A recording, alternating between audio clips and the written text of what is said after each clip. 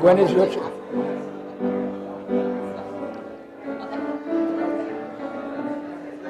Yes.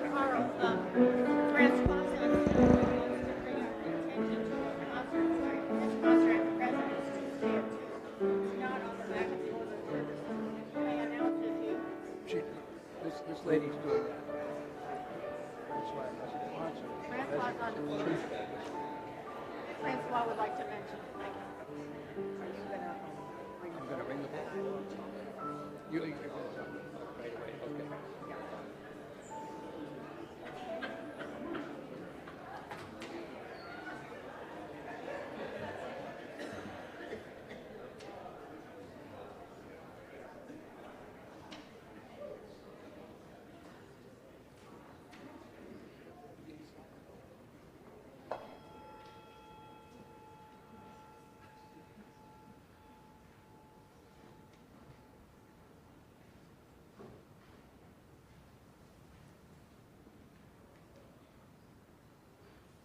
Good morning.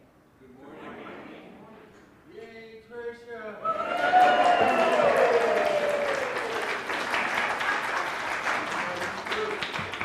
That's very kind and not fair to the people that have never seen me before. I'd like to think we greet anyway. It is lovely to be here. It is lovely to be back after however many months it's been since May. And I'm grateful that Zoom happens on Sundays because I have not been out. I have not lost touch with all of you, though I'm getting better at recognizing people by the backs of their heads because that's how the camera, thank you, Ann, shows people. So I'm happy to be here, happy to say hello to all of you. My name is Tricia Hart, and I look forward to meeting even more of you that I haven't met before today. I am here also to invite you to rise if you can and want to. I'm very sympathetic to those who would rather not stand. So feel free and join in our gathering song, which is Come, Come, Whoever You Are, which I understand we're doing together once and then as a round, and Jen's going to help us do that.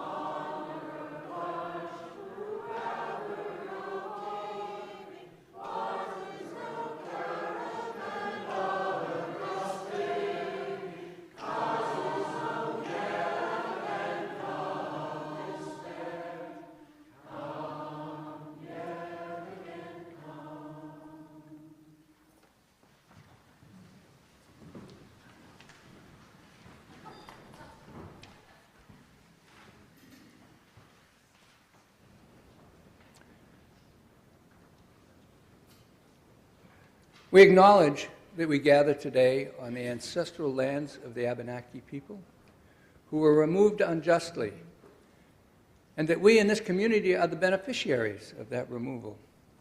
We honor them as we live, work, study, and worship here at CVUUS. Good morning, second time. Well done. Welcome to CVUUS, Champlain Valley Unitarian Universalist Society. Welcome to those of you who are here today, and welcome also to those who are joining us by Zoom. Who are we? Here at CVUUS, we strive to be an inclusive and welcoming community that sustains a liberal religious tradition. We aspire to be visible and active on behalf of social justice and environmental responsibility. We nurture and empower each other at all ages on our spiritual journeys, and we reach out to the larger communities of which we are a part. The last Sunday in October. Next Sunday is November 2nd, and somebody will arrive for worship at 11, an hour late. I say that confidently because I have been that person. October, such a beautiful month, the third best month of the year in my book. This year is especially beautiful, I think, as we have had and are having this late burst of beautiful color. The reds especially, a kind of second wind. It's the end of a fireworks show, and we approach the upcoming months of the fall and winter, inspired by nature's beautiful showcase in October. I'm Karl Lindholm, a member of the worship team, and I'm assisting this morning Reverend Tricia Hart, one of our 2 interim ministers. Tricia will address for us today where universalism comes from. This is a good time to silence your phone, if you haven't already. If you have a milestone or passage, a joy or concern that you'd like to share with all of us, it's a yellow card. They're out in the lobby. And please do so. Drop it in the offering basket. A pink card we'd like you to fill out there if you would like the help of the Caring Network. And there's also blue cards. If you are visiting so we can be in touch, do join us for coffee hour in the Ann Rush Fellowship Hall after the service. And if you're here for the first time, come back. The services are quite different from week to week, and we'd like to see you again, of course. Now, chalice lighting. I have a Gwen. Where's Gwen? Come, Gwen. I need you, Gwen.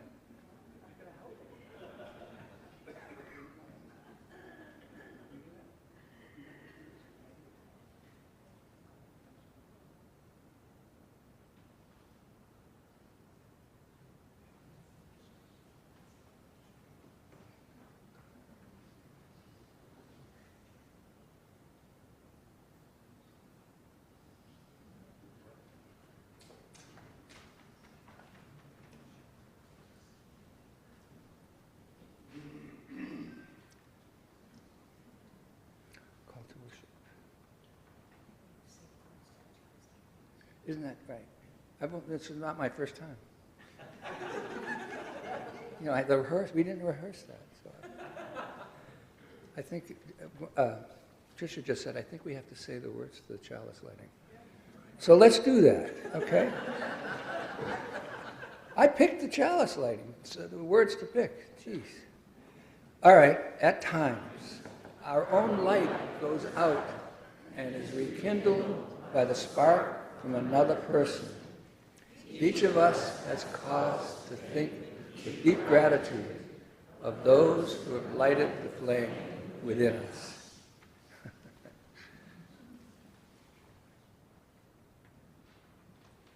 Our words for the call to worship this morning come from the Reverend Mark Bellatini, who wrote, "We are here as we are.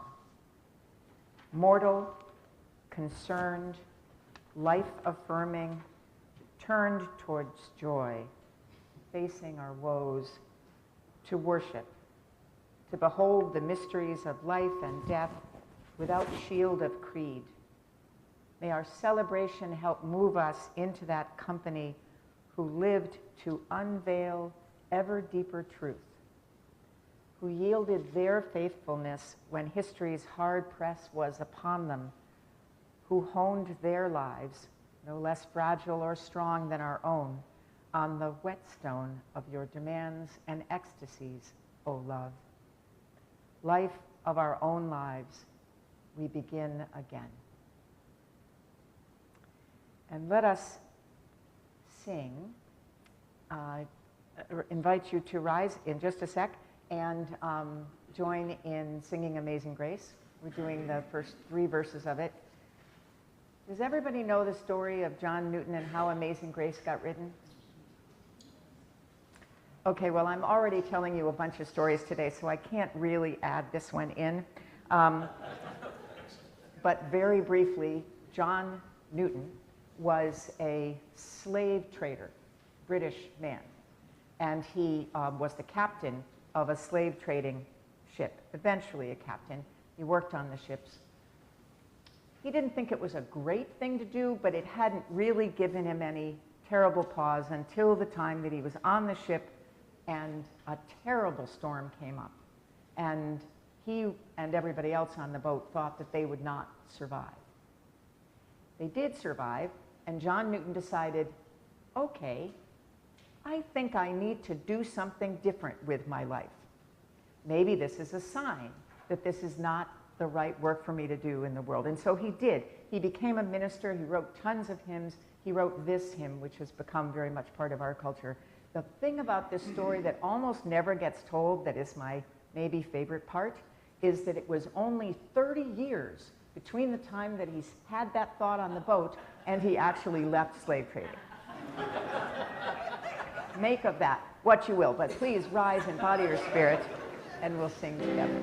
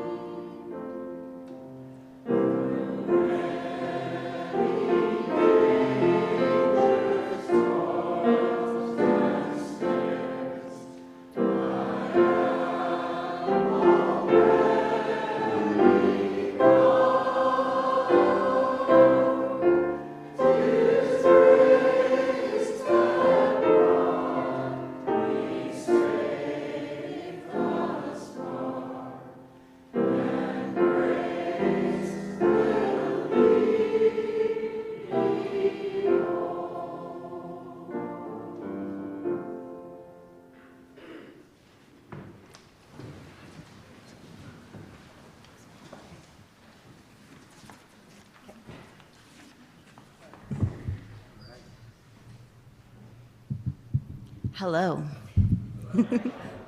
I am Julia Santerre. I am the coordinator for religious exploration here, and I am going to tell a story today, but I need my helpers. So my children's choir is going to come up and help me out with this. Children's choir.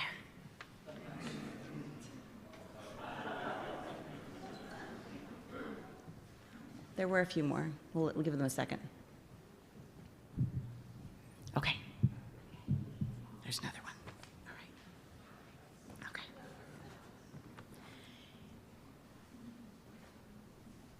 You guys ready? Okay. It was the time of year when people could feel the nights getting longer and the days growing colder. A group of wise people, sometimes known as witches, traveled from kingdoms far and wide to brew a special potion.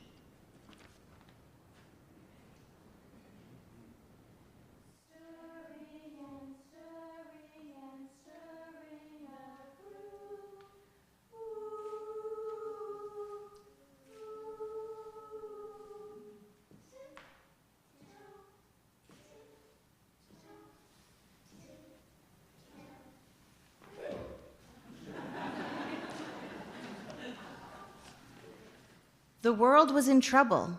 They could feel it in their bones. They could taste it in the air. They had learned from their ancestors, whom they felt especially close to at this time of year, that they had to work together to heal the world and each other. Remembering stories that have been told and passed down, they each brought special ingredients from their kingdoms to put in the cauldron. You ready to put stuff in the cauldron? Okay. Justice. Put it in. Interdependence. Broccoli to make it healthy. Generosity. Pluralism. Candy to make it taste good. Equity. Transformation. A bit of unicorn hair, ethically sourced with consent of the unicorn, of course. And the most important special ingredient. Can you guess what it is? If you can, yes, love. When that last special ingredient was added, the brew turned a vibrant hue, and as they stirred the brew, the steam started spreading like a fog, healing people's hearts and minds.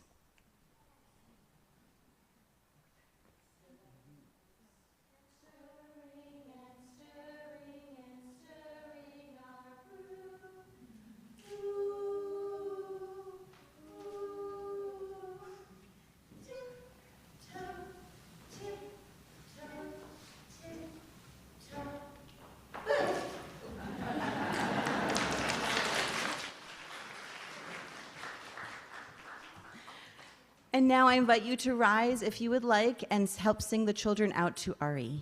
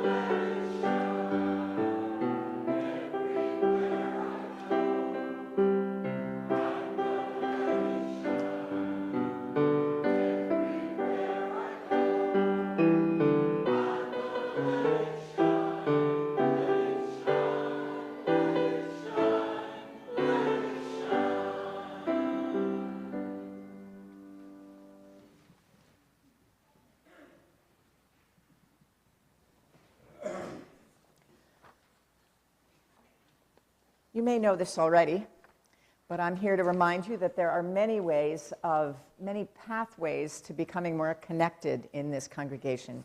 And if you haven't already taken a look at it, you might turn your order of service over so that you can see some of the many ways that things that are happening and ways that you might get involved.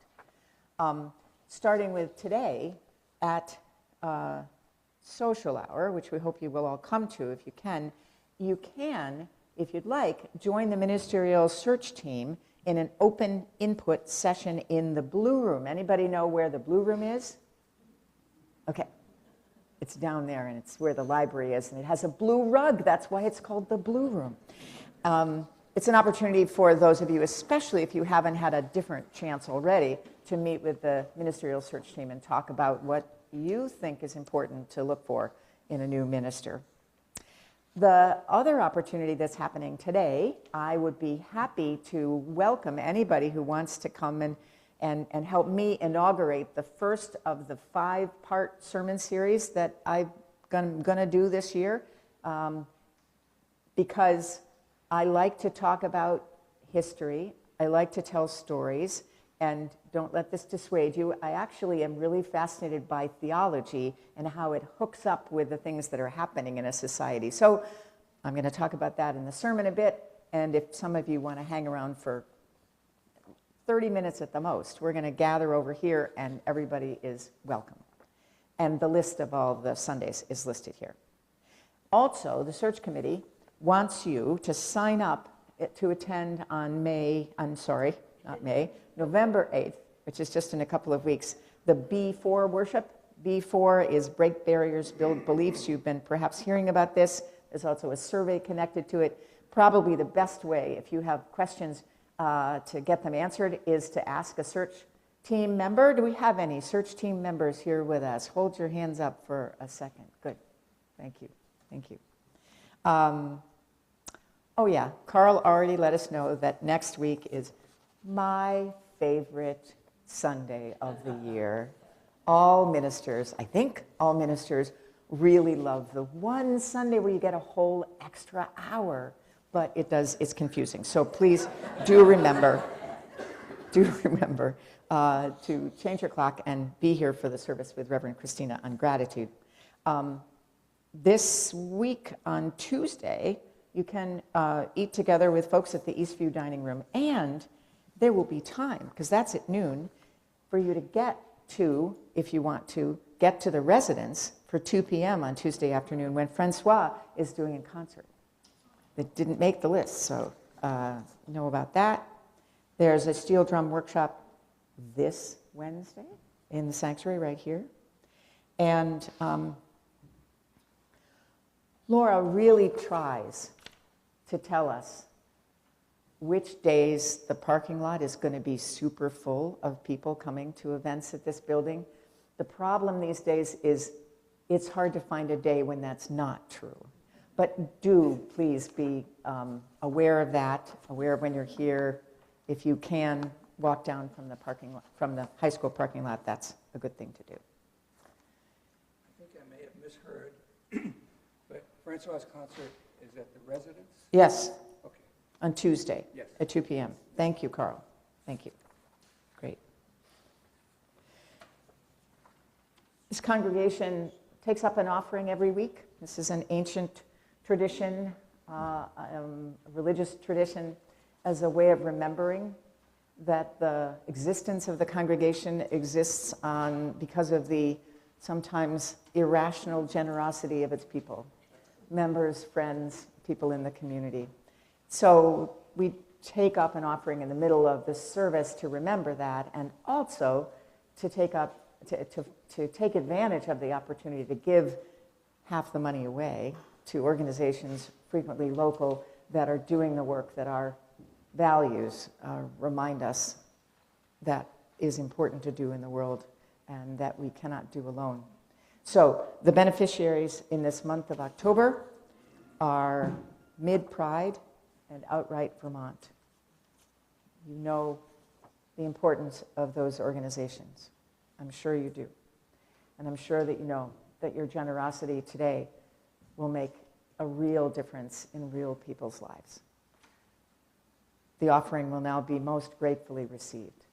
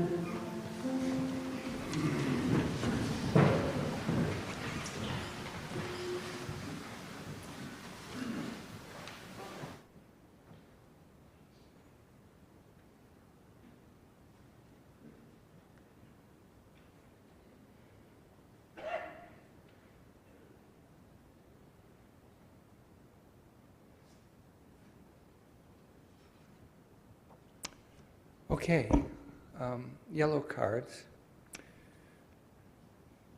Lise Anderson is on Zoom and wants to send personal thanks to all the volunteers who created such a welcoming and safe space for the Mexican consulate yesterday.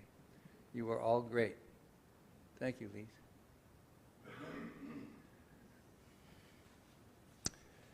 This from Barnaby Feeder. Just 1 week ago, Michelle and I were at services at the historic Harris Manchester College in Oxford. I actually was leading the service as their guest minister. During the time for all ages, I led a UU-style baby dedication ritual with our 13-month-old grandson, Ailey.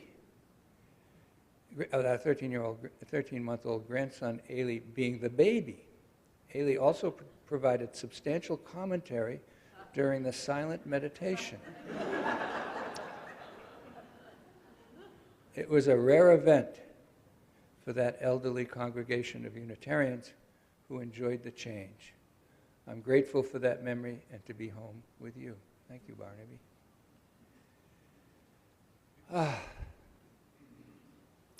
This from Jordan Young. I didn't know Leah Smith. I had the opportunity to hear her speak eloquently about her life. I am saddened by her death, but even more shocked by the comment of one of her friends.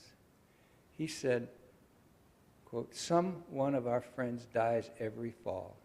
It's just a matter of who.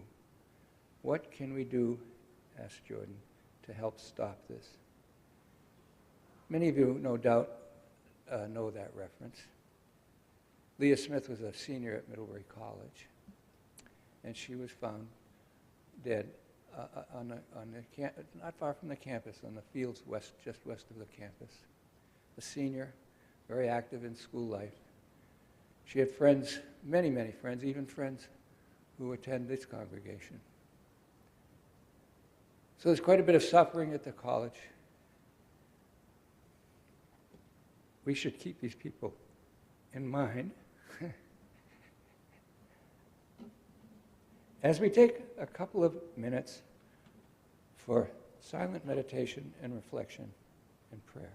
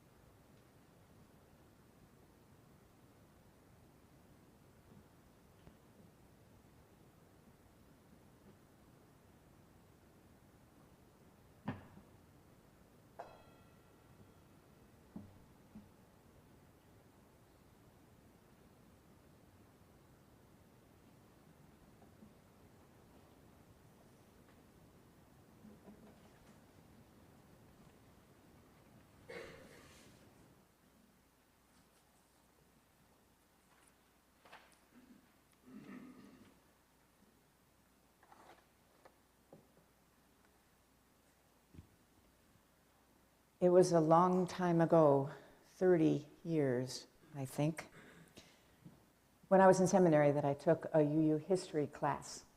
And the final project in this class was to write a paper, a significant paper about some important person in our religious tradition, Unitarian Universalism.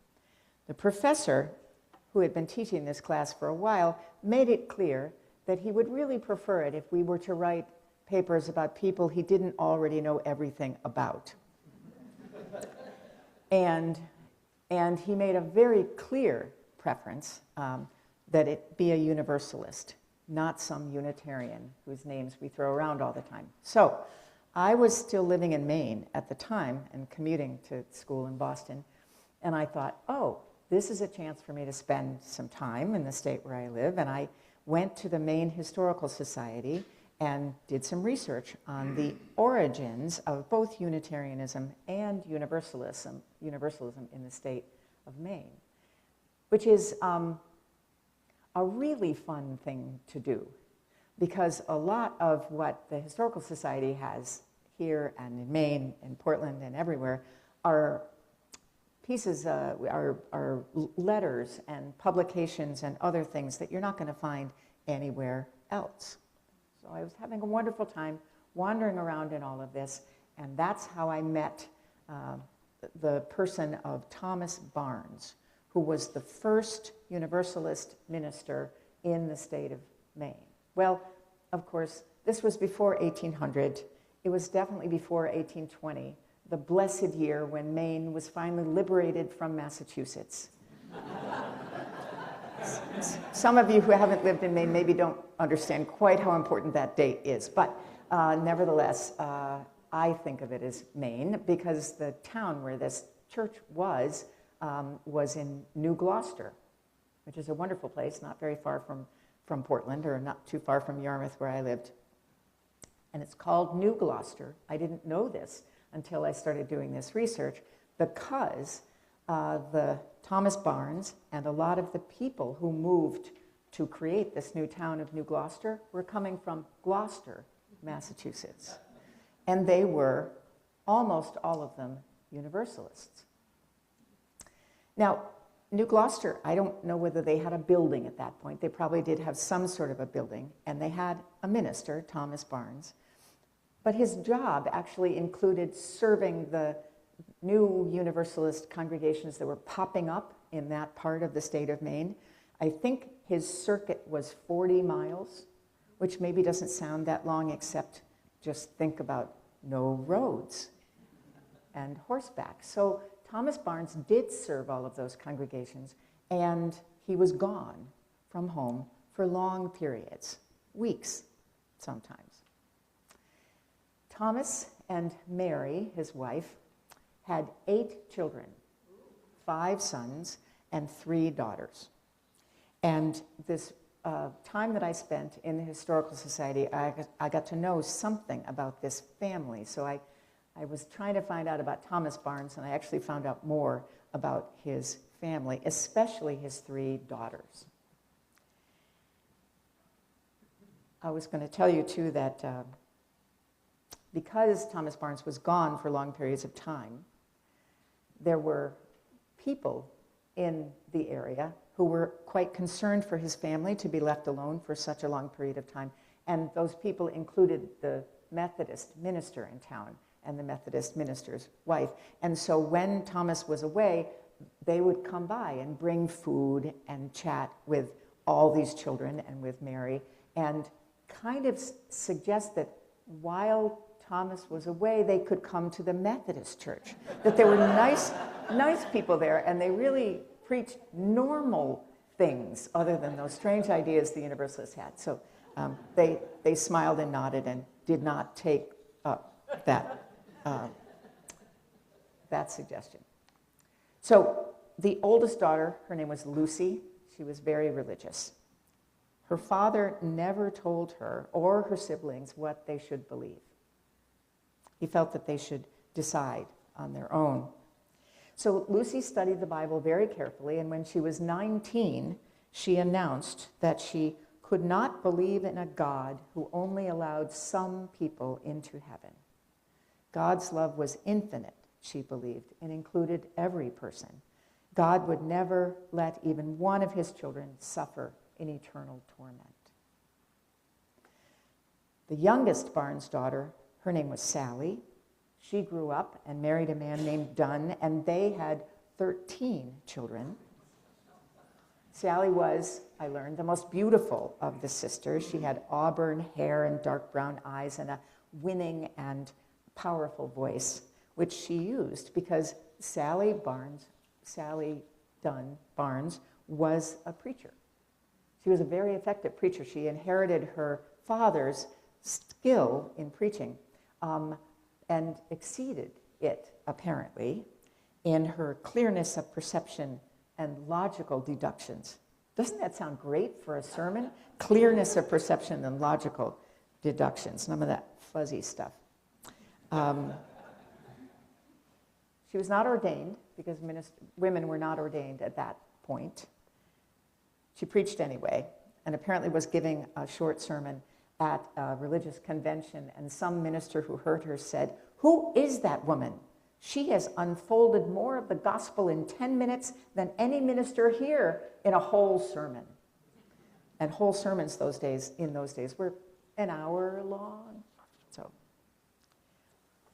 But I really want to tell you about the middle daughter. Her name was Lavisa. She was also a student of the Bible. She had a low, sweet voice. People really loved to hear her speak. And she worked very hard for the church. She visited people who were sick. She helped people who were needy. And she attended many church meetings, which you might have some sense of what that's like. But think again of Maine in the winter and traveling by buggy. And so you'd be glad to know that for these meetings, she brought along a little coal-burning foot warmer stove. This was actually common, as I understand it, even in Massachusetts, because it was just so cold. Lavisa was a writer, and she wrote a biography of her father, which contained the story of her parents' conversion to Universalism. Because before he became a minister, Thomas and Mary were Methodists in Jaffrey, New Hampshire. Anybody know where Jaffrey, New Hampshire is? Oh, good. I had to look it up. It's pretty far south. Lavisa described her father as a benevolent Christian who could, I'm going to read some of her text to you, who could not rejoice in the doctrine of the elect. Do you know what she meant by that? So under the Calvinist system of belief, some are elect and will go to heaven, and most are not. And Calvinism taught that this was supposed to be a source of joy, and Lavisa said her father was not able to rejoice in that at all. And so he went to hear a preacher named Caleb Rich, who was a known Universalist. And after hearing Mr. Rich, Lavisa wrote, Mr. Barnes was led to conclude that God might be more merciful than his doctrine had taught him to suppose. He began to wish, and shortly after to hope, that the doctrine of impartial grace was true. It had, she said, enlisted the holiest sympathies of his nature, and if true, would fill him with all joy and peace in believing. So Thomas went off and heard Caleb Rich several times, and he would come home and he would tell his wife what he'd heard. And Mary got more and more frightened because she was afraid that he would be taken in by this set of beliefs that she felt were dangerous and wrong. And so after a while, she said, please, dear husband, do not go anymore to hear Caleb Rich.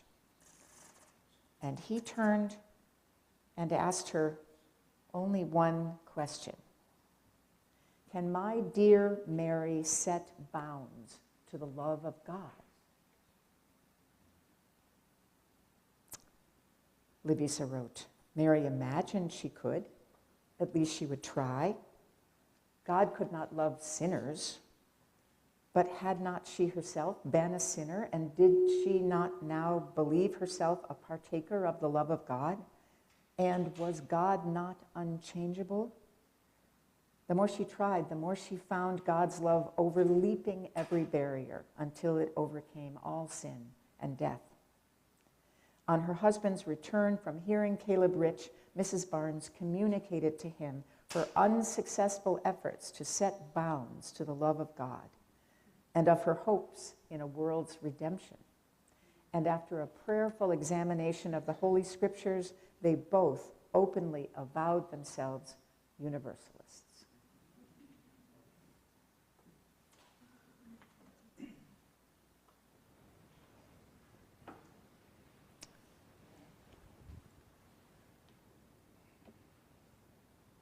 There was no epiphany, no revelation, no extended search for meaning.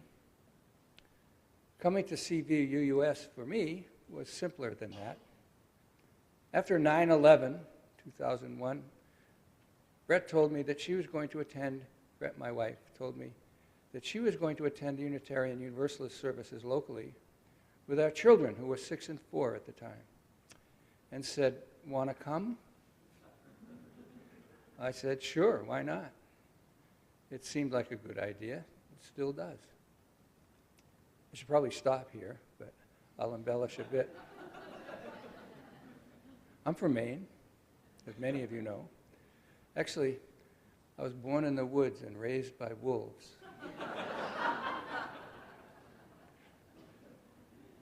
That's not true.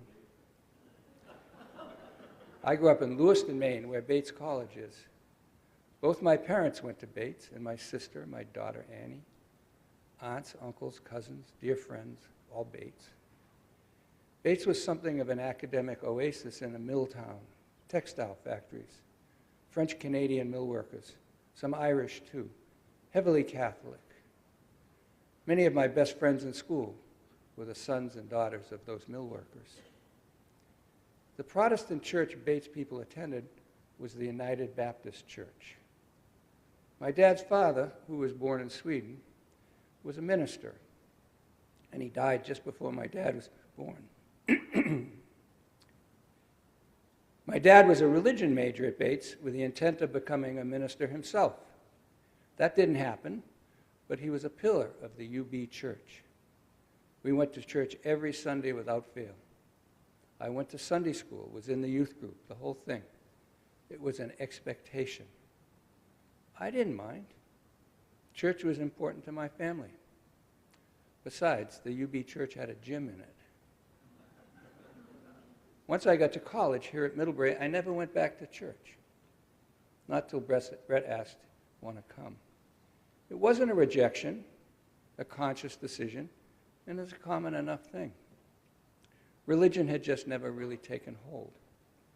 And in my forays into the Christian church over time, weddings, memorial services, holiday rituals, I became increasingly uncomfortable with saying the words. Our Father who art in heaven, Son of God, heaven, hell, salvation, eternal life, not to mention virgin birth, the resurrection, although they're good stories. I found I liked better the principles of Unitarian Universalism, the inherent worth and dignity of every person, justice, equity, and compassion, encouragement to spiritual growth, a free and responsible search for truth and meaning, the use of the democratic process, peace, liberty, and justice for all, the interdependent web of all existence. I can do JETPIG too. Justice, equity, transformation, pluralism, interdependence, and generosity. What's in the center is love. I liked that, those principles. That was the way I aspired to live. That was my best self. Kind of reminded me of what I'd learned about what Jesus was all about, without the other stuff. A good way. I wanted to be around people who looked at life that way. After Brett and I and Peter and Annie had been coming to worship services for some time, I told my sister, 3 years older, that we were attending Unitarian Universalist services. And she said, "Karl, we've been going to UU services here in Brunswick, Maine for 5 years." I realized the people I liked best and admired most were UUs. They just didn't know it. They lived their lives visibly according to those principles. On Sundays here, I was inspired by the words I was repeating now, the words in the hymns and the readings, the poetry, the sermons, the reflections. I liked the peace in this place, this peaceful hour on Sundays, this relief from my often petty daily concerns. I played football at Lewiston High. I didn't like it and wasn't very good at it, but the social benefits were unmistakable. In a tough high school, having Big Jim and Leo as my friends and teammates, I felt safe, or relatively so. The last thing we did at our games before we charged out on the field was to say the Lord's Prayer, Our Father who art in heaven. The last line of which for us was always, let's go kick some ass. My father is rolling over in his grave. I said that in church. Here at CVUUS, I don't have to say, Our Father who art in heaven. I get to say, Spirit of life, come unto me. Sing in my heart all the stirrings of compassion. And I take that out onto the playing fields of my life. It works better for me.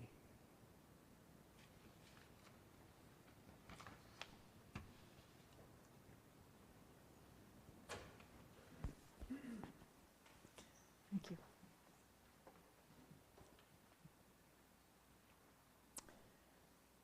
So Universalism appears to be the second partner in our combined religious tradition.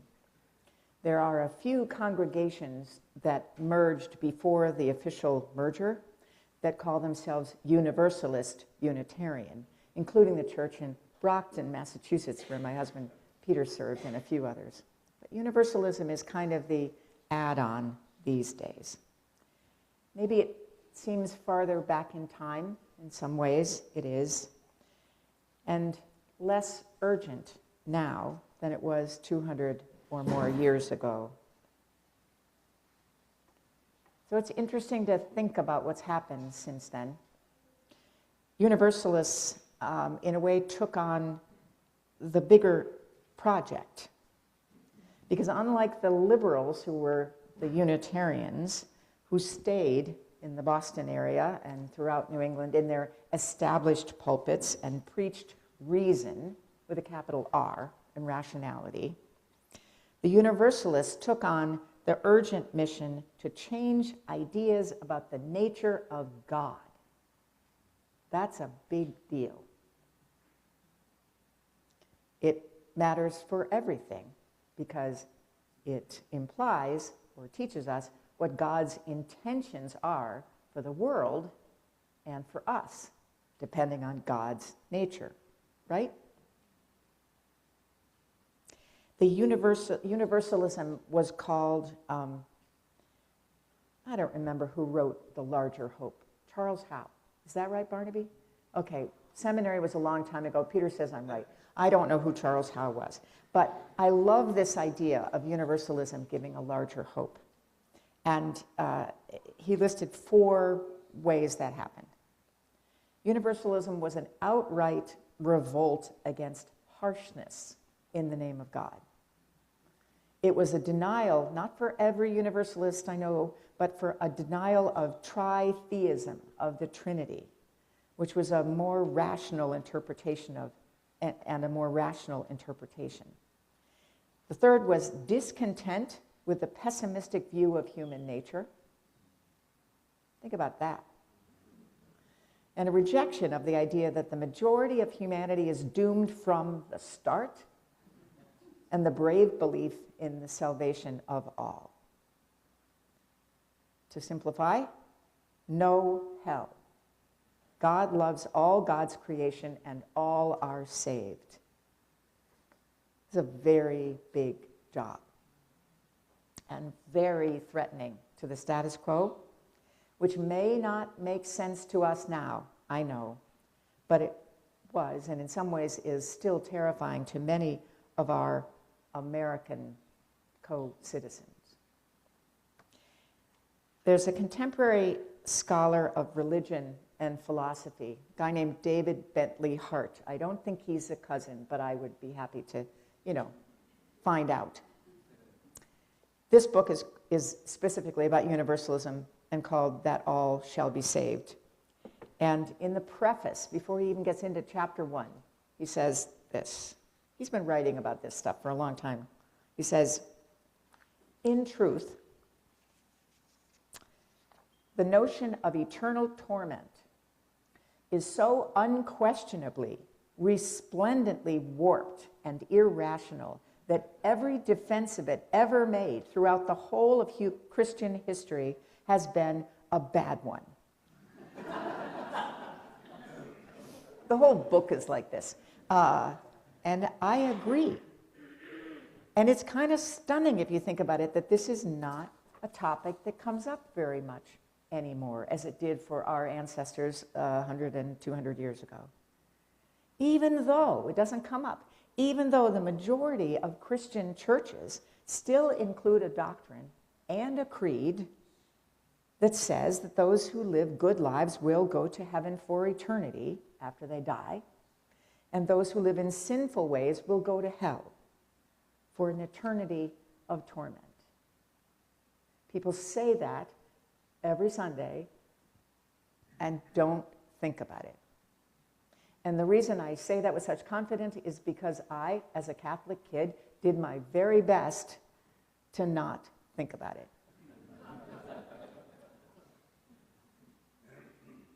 It's a creepy idea. It's actually, at the very least, I think it's insulting to God because it seems to be all about vengeance.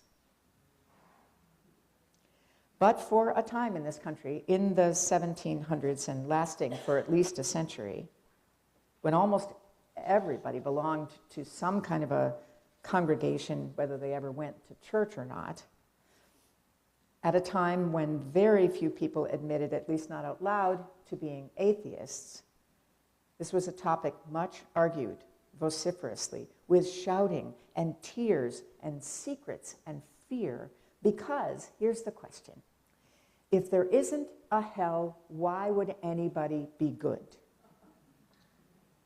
Just pause and think about it. That is exactly what the argument was.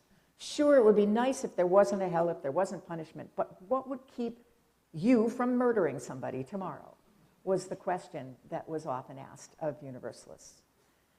It was very dangerous to be a Universalist for a long time in the middle of the 19th century. And there were lots of Universalists, lots of churches that were Universalists, lots of publications that the Universalists put out.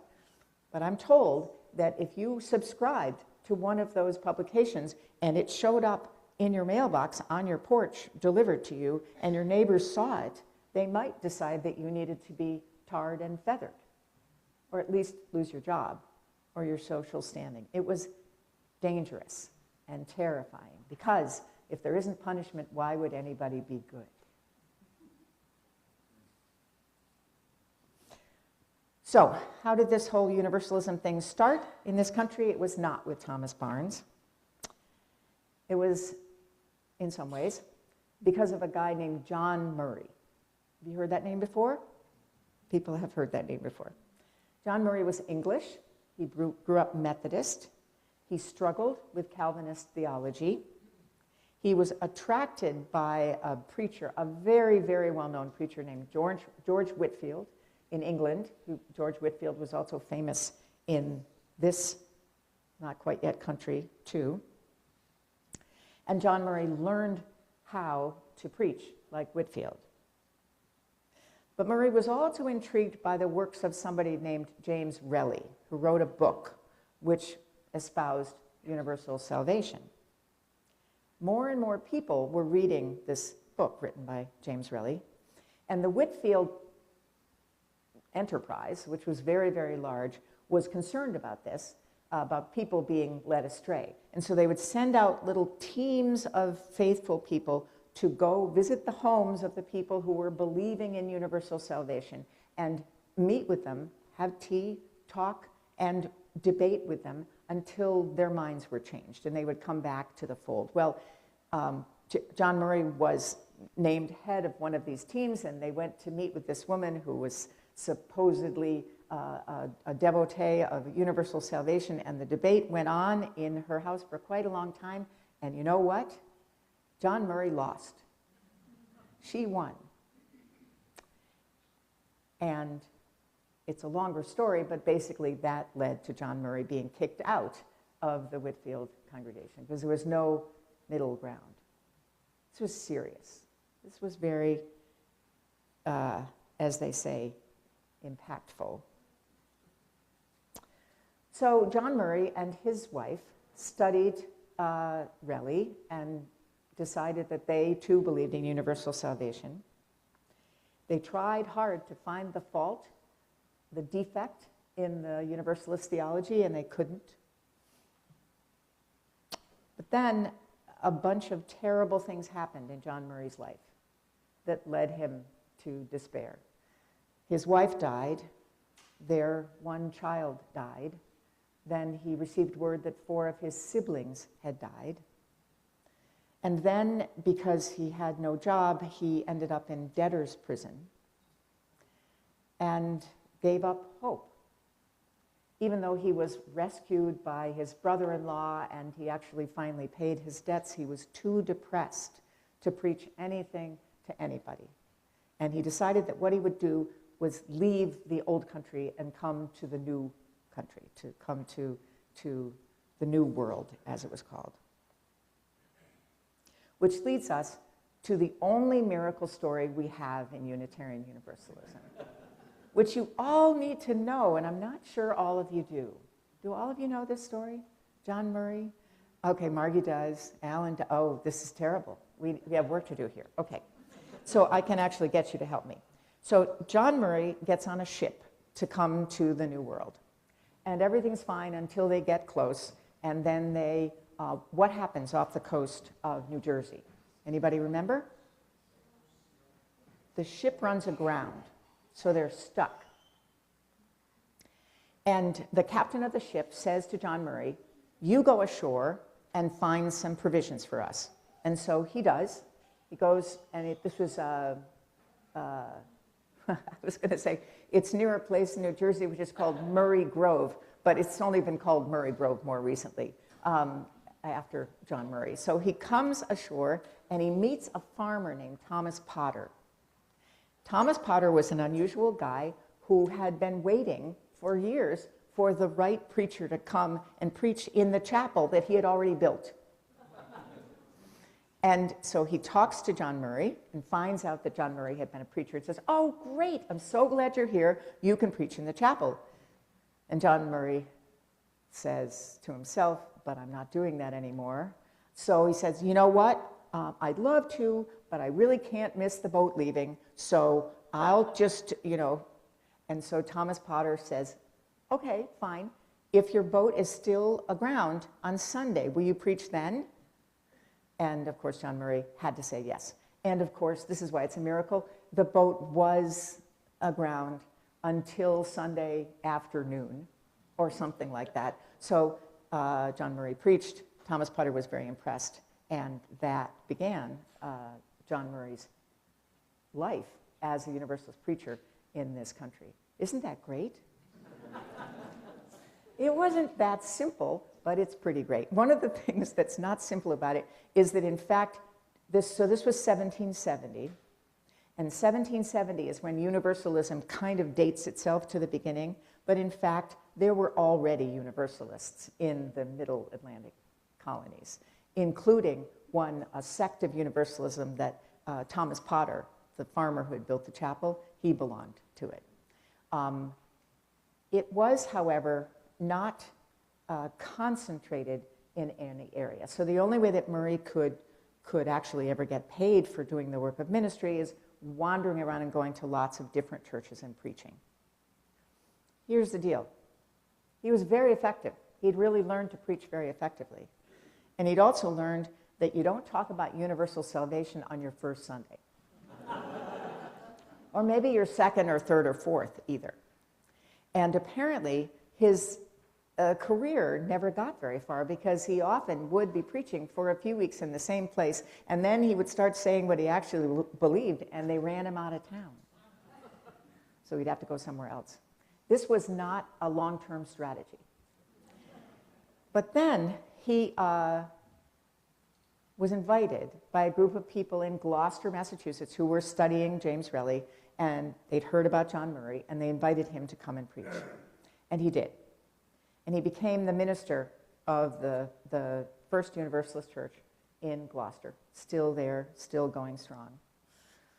That is the church where Thomas and Mary Barnes were members before Thomas Barnes became a minister and went to New Gloucester in Maine. The other really lucky and smart thing that John Murray did was he married Judith Sargent. Judith Sargent Murray, as she is known, was, and this is the 1780s, she was the best-known, highly celebrated woman essayist in certainly this part of the world. And her family was rather wealthy and important. And because of that, John Murray got to travel in a different sphere than he'd been able to before. And that was helpful for founding a loose and always a little bit fractious network of churches that became the Universalist Church of America, which is the entity that the American Unitarian Association merged with in 1961 to make the UUA. There you go. I mean, if they give you the quiz, you're all going to pass, right? Okay. So that's John Murray. I also wanted to tell you something about another guy. Barnaby, I'm sure you could guess who. That is so right. Extra points for the minister. Hosea Ballou. Hosea Ballou was the leading minister in what's known as the second generation of Universalists. And he never apologized or hid his Universalism right from the beginning. He also grew up Methodist, I think, Baptist, grew up Baptist, and he heard Caleb Rich as well. He also lived in New Hampshire, and he heard Caleb Rich, and he began preaching when he was quite young as an itinerant preacher in Western Massachusetts and in Vermont, which he combined with teaching to eke out a living. He was ordained for the first time at a Universalist convention in 1794, and then more formally, a few years later, when he began his ministry among the sister societies in Barnard, Woodstock, Heartland, Bethel, and Bridgewater, Vermont. Did you know that there were that many Universalist churches in the state of Vermont in those years? Here's another thing I didn't know until I did a little more research. Hosea Ballou was heavily influenced by the theology, kind of, sort of Ethan Allen. We could hold our heads, we could. But Ethan Allen's book, Reason, the Only Oracle of Man, which somebody described as a rollicking attack on Orthodox Christianity, was actually a deist. In other words, we don't believe that God is involved in the world. God just set everything going and left us to our own devices. But Allen did believe in universal salvation. And he believed that the scriptures must be read in the light of reason. And Hosea Ballou believed that as well. He wrote a book, Hosea Ballou did, called A Treatise on Atonement. It was published in 1805. And I'll just read you a little bit to tell you what's in it. As finite creatures, he argued, human beings are incapable of offending an infinite God. Think about that. He rejected the Orthodox argument that the death of Jesus Christ was designed to appease an angry God, and replaced it with the idea that God is a being of eternal love who seeks the happiness of his human children. It is not God who must be reconciled to human beings, but human beings who must be reconciled to God. Hosea Ballou believed that if people began to understand this, they would be happier and that at the same time that they're happier, they're also holier. So happiness and holiness intertwined is the idea behind the universalism of 200 years ago. I'm really looking forward to talking to a few of you about why the heck any of this makes any difference to us.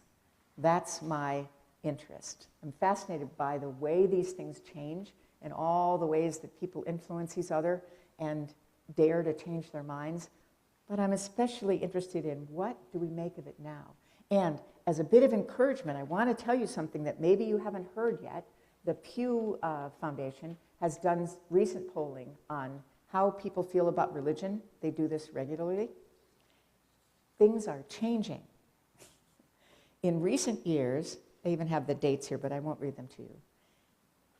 In recent years, according to these surveys, Americans across a variety of religious groups in both political parties and in all age groups have become more likely to say that religion is gaining influence, to express positive views about religion, and, this is the very intriguing one to me, and to feel that their religious beliefs are at least somewhat in conflict with the mainstream.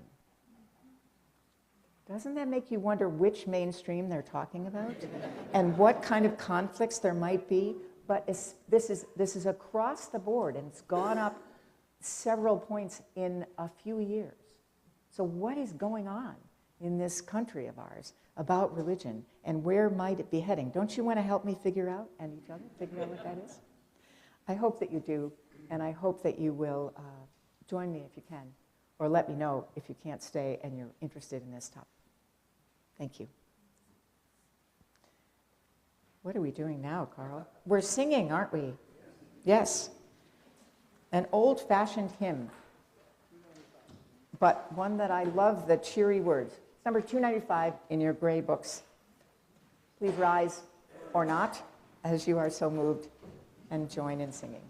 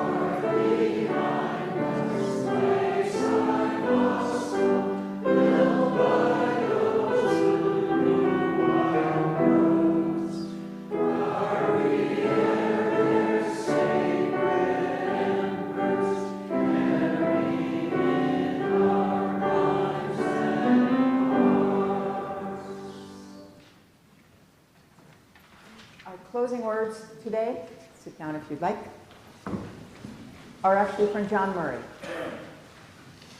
Go out into the highways and byways. Give the people something of your new vision. You may possess a small light, but uncover it. Let it shine. Use it in order to bring more light and understanding to the hearts and minds of men and women. Give them not hell, but hope and courage. Preach the kindness and everlasting love of God. And let us say together, As Karl extinguishes the chalice, our words, we extinguish this flame. Remember always to keep love at the center. And now our postlude.